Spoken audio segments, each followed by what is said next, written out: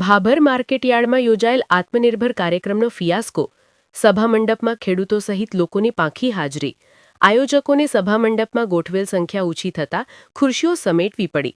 સંખ્યા ઓછી પડતા જેમની આગેવાનીમાં કાર્યક્રમ યોજાવાનો હતો તે મંત્રી પણ ઉપસ્થિત ન રહ્યા. ભાભરમાં આત્મનિર્ભર ભારત સંકલ્પ અભિયાન અંતર્ગત સહકારિતા સંમેલન કાર્યક્રમનો થયો ફિયાસ્કો, રાહત પેકેજને લઈ ખેડૂતોમાં રોષ. રિપોર્ટ ભરત ઠક્કર, ડીસા, બનાસકાંઠા. કાર્યક્રમમાં પાકી હાજરી જોવા મળી છે, તો એ વિશે શું કહેશો?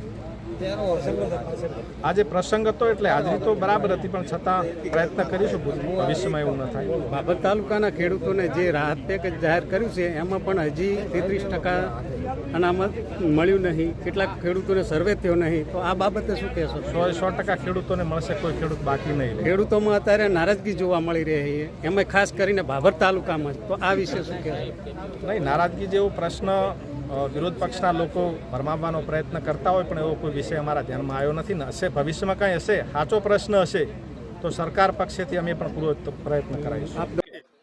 આજે માર્કેટ યાર્ડ દ્વારા એક સ્નેહ મિલન કાર્યક્રમમાં તમામ આગેવાનો અને ખેડૂતો ઉપસ્થિત રહ્યા હતા.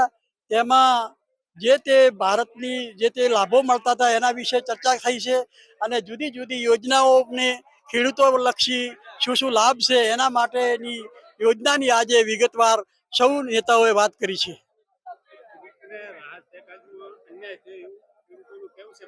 નહીં, રાહત પેકેજમાં કોઈ અન્યાય નહીં થાય. સરકાર એના અધિકારીઓને મૂકીને તરત જ એનું સોલ્યુશન કરશે, ક્યાંય પણ અન્યાય નહીં થાય એની સૌએ આગેવાનો અને અધિકારીઓ કાળજી રાખવાની તમામ સૂચનાઓ અપાઈ ગઈ છે. અને ખાતર બાબતે જે તમે નિવેદન દે એ બાબતે તમે શું કહેશો? આ ખાતર બાબતે ખેડૂતોને મને રજૂઆત મળી હતી એટલે મેં એલાઉન્સ કર્યું હતું.